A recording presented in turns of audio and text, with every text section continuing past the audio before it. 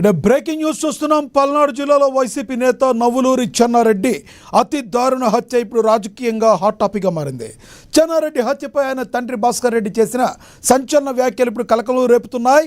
మాజీ సీఎం జగన్తో జరిగిన ఫోన్ సంభాషణలో మనవాళ్లే చంపేశారంటూ భాస్కర్ రెడ్డి పలుమార్లు చెప్పినట్లు పేర్కొంటున్న వీడియో తాజాగా వెలుగులోకి వచ్చింది.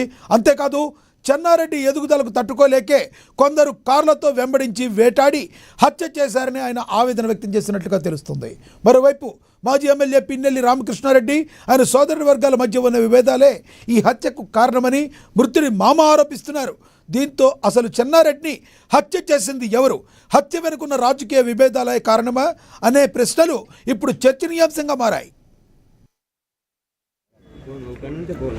ఇబ్బంది లేదు, ఎవరో చేస్తారు పెడతారు, మాకు ఇబ్బంది ఎవరో పెడతారు వెళ్ళాలని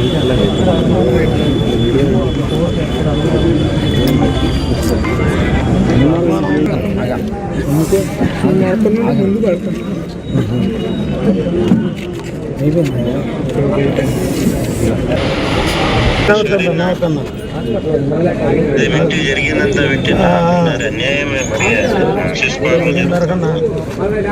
కారు వెనకోటి మీద ఒకటి పాలయ్యి కారుతో గుద్ది కారం వెళ్ళారు పడని గొంతుకాయ పోసారు.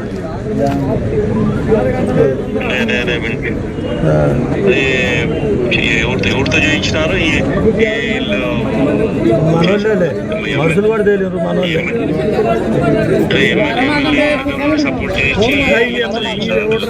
ఎమ్మెల్యే కాదు పడలే, అందరం పడి తిరుగుతుండ్రు వాళ్ళు. మనోళ్ళే, సొంతోళ్ళే, దూరపోళ్ళే కాదు, మళ్ళీ వేరే పార్టీ కాదు.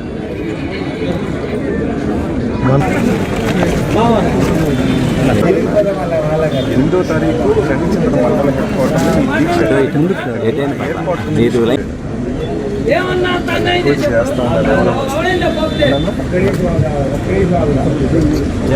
కావాలని కార్తో కొట్టి గొంతు